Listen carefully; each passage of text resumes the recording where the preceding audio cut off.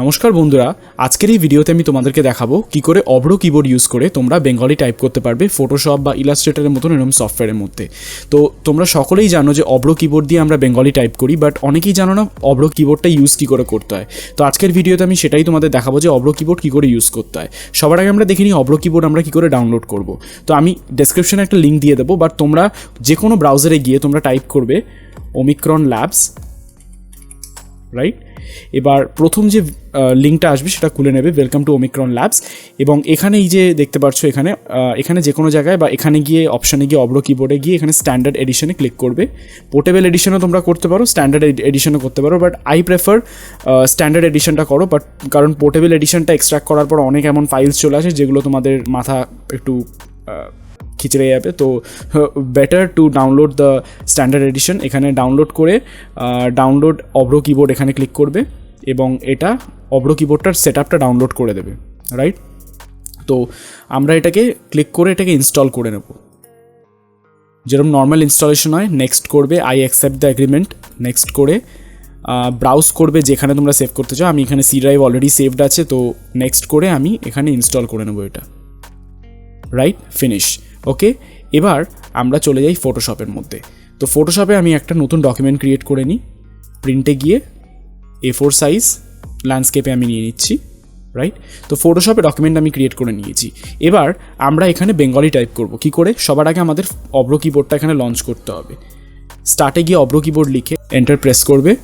এবার এই যে ওপরে দেখতে পাচ্ছ ট্যাবটা খুলে গেছে, এখানে গিয়ে সেটিংসের বাটনে গিয়ে এখানে আউটপুট অ্যাজ অ্যানসি এটার মধ্যে ক্লিক করো। এখানে একটা ডায়লগ বক্স শো করবে যেখানে আমরা সিলেক্ট করব ইউজ অ্যানসি এনিওয়ে, রাইট। এবার এইটা অ্যানসিতে কনভার্ট হয়ে গেছে, রাইট। এবার এখানে ইংলিশ থেকে আমরা বেঙ্গলি করে নেব, কিন্তু আগে দাঁড়াও, আগে করো না, আগে ইংলিশেই করে রাখো, রাইট।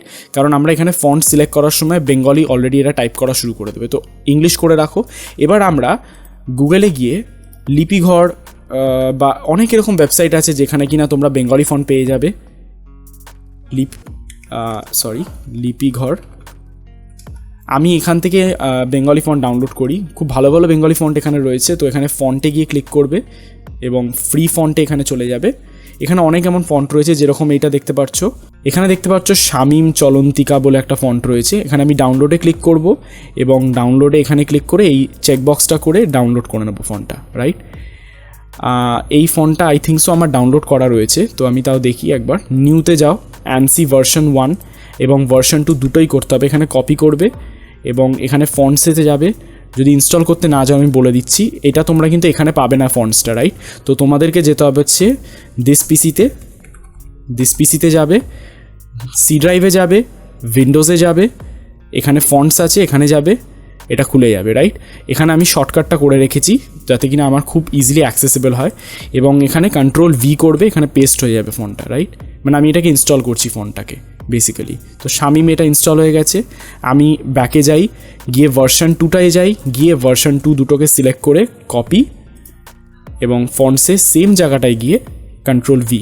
ভার্সন 1 ভার্সন 2 দুটোই ইনস্টল করে নেবে। জানো না, আমি জানি না কোনটা কাজে লাগবে, রাইট। সো দুটো আমি করে নিই। ইউনিকোডটা করার দরকার নেই, এখানে ইউনিকোড রয়েছে, এটা করার দরকার নেই, জাস্ট লিভ ইট, ওকে।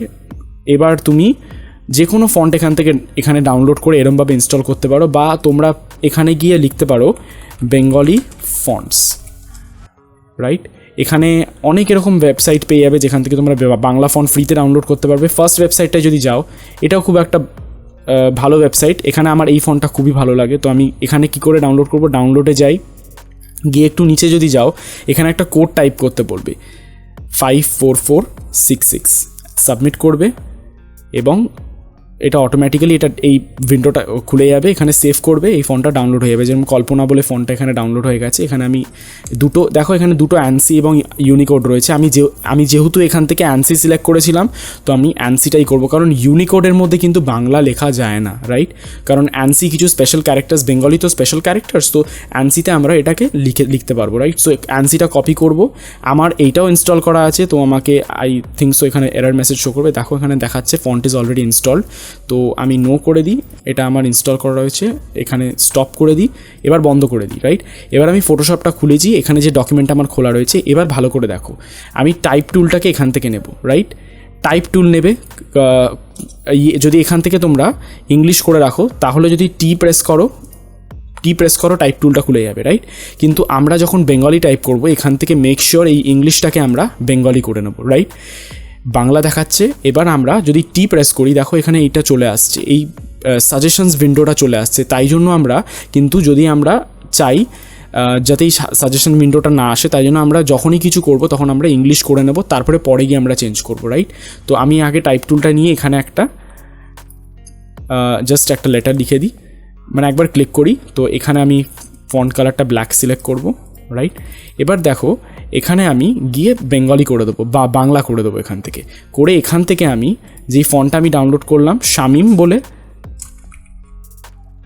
আচ্ছা এখানে দেখো আমি শামিম যেই টাইপ করছি আমাকে কিন্তু করতে দিচ্ছে না, কারণ এখানে বাংলা টাইপ সিলেক্ট করা রয়েছে। তো আমি এখান থেকে ইংলিশ করে নিয়ে তারপরে এখানে শামিম টাইপ করব, রাইট? ইংলিশ করে কিন্তু শামিম করবে, না হলে কিন্তু তোমার এখানে ওরকম পাশে ওই ট্যাবটা শো করবে, রাইট? তো এখান থেকে আমি এই যে অ্যানসি ভার্সন 2টাই করে দেখি। এটা কিন্তু ট্রায়াল অ্যান্ড এরর, কোনটা জানি না আমি হবে। ভার্সন 1টাও কাজ করতে পারে, ভার্সন 2টাও কাজ করতে পারে। তো ভার্সন 2টা নিয়ে আমি সবার আগে দেখি। তো ভার্সন 2টা যে আমি সিলেক্ট করলাম, দেখো এটা বেঙ্গলি ফন্টে কনভার্ট হয়ে গেল এবং ওই ফন্টটাই শামিম ফন্টটাই কিন্তু এখানে চলে এসছে। এবার কি করবে, এখান থেকে ইংলিশ থেকে বাংলা করে দাও, রাইট? এবার যদি তোমরা এখানে টাইপ করো যে আমি ধরো না টাইপ করছি আমার নাম, রাইট? এবার দেখো পাশে সাজেশনস দিচ্ছে। আমি যদি নাম লিখি NAAM নাম, দেখো এখানে নয়াকার নাম আর নয়াকার নাম এর দেখাচ্ছে, রাইট? তো সাজেশনসের মধ্যে যেটা তোমাদের লাগবে সেটাকে তোমরা হিট করে দাও। এবার দেখো একটা প্রবলেম যেটা তোমরা ফেস করবে, কয়েক সময় আমাদের হসন্ত লাগে, কয়েক সময় আমাদের জফলা রফলা বা দীর্ঘিকার হস্যিকার এগুলো লাগে। তো এগুলো আমরা কি করে করব? যেরকম ধরে নাও আমি এক্স্যাক্ট স্পেলিংটা জানি না, বাঘাযতীন, রাইট? যদি আমি বাঘাযতীন, আমার রিসেন্টলি আমার একটা বন্ধু আমাকে বলছিল বাঘাযতীন স্পেলিংটা লিখতে, রাইট? আমার মনে নেই এটা দীর্ঘিকার বা হস্যিকার কী আছে, আমি ঠিক জানি না, আমার ঠিক মনে নেই, কারণ বাংলায় খুব কাঁচা, রাইট? তো আমার মনে নেই এক্স্যাক্টলি, বাট আমার বন্ধু বলছিল এই বাঘাযতীন লেখাটা লিখতে। তো আমি যদি লিখি বাঘা JOTIN যতীন, দেখো আমার বন্ধু বলল যে বাঘাযতীনে অন্তস্থ জ আছে, বর্গের জ নেই, রাইট? তো আমি অন্তস্থ জ এখানে আমার কিন্তু সাজেশনস দেখাচ্ছে না। তো এখানে আমরা অন্তস্থ জ কী করে করব, রাইট? তো এটার জন্য আমরা এখানে দেখতে পাচ্ছ এখানে একটা ছোট্ট কিবোর্ড সাইন রয়েছে, এই সাইনটায় ক্লিক করো। দেখো এখানে পাশে একটা লেআউট ভিউয়ার খুলে যাবে, এটা কিন্তু অভ্রর নিজস্ব লেআউট ভিউয়ার। এখানে তোমরা দেখতে পারবে কোন ক্যারেক্টারে কি তোমরা পাবে, কোন ক্যারেক্টার আউটপুট পাবে, রাইট? কি ইনপুট দিলে কি আউটপুট পাবে। তো এখানে আমি প্লাস সাইন ক্লিক করে আমি এটা একটু বড় করে নেব যাতে কিনা এটা ভিজিবল হয়। তো এখানে দেখতে পাচ্ছ হস্যিকারের জন্য আই প্রেস করতে হয়। দেখো পাশাপাশি লেখা রয়েছে কোন ইংলিশ ক্যারেক্টারটা কি ফরম্যাটে ইউজ করলে আমরা কোন বেঙ্গলি গ্লিফটা পাবো, রাইট? তো আমরা যদি এখানে অন্তস্থ জ ইউজ করতে চাই, এখানে খুঁজে এই দেখো অন্তস্থ জ লেখা রয়েছে জেড, তো পাশে জেড লেখা রয়েছে। তো আমি যদি জেড লিখি তাহলেই কিন্তু অন্তস্থ জ হবে, কিন্তু আমি যদি জে লিখি তাহলে বর্গের জ হবে, রাইট?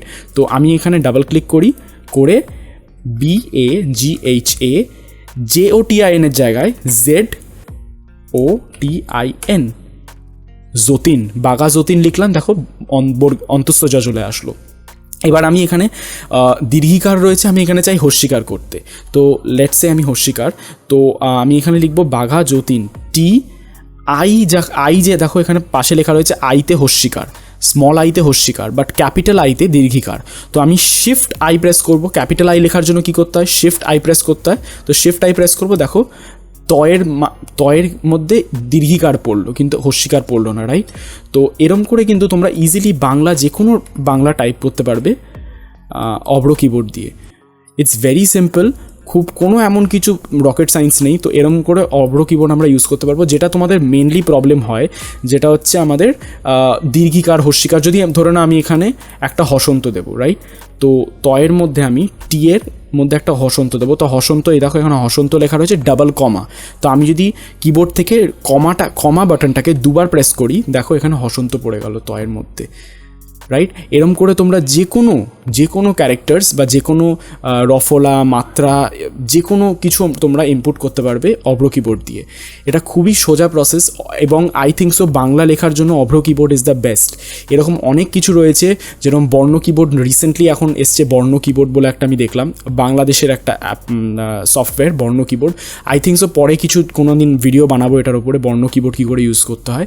এবং গুগল ইনপুট টুলসও রয়েছে, মাইক্রোসফটের নিজস্ব এখানে ইনপুট টুলস রয়েছে, ল্যাঙ্গুয়েজ প্রেফারেন্সে গিয়ে করা যায়, এরকম অনেক প্রসিডিওর রয়েছে। But Borno keyboard Avro keyboard is the best for Bengali typing.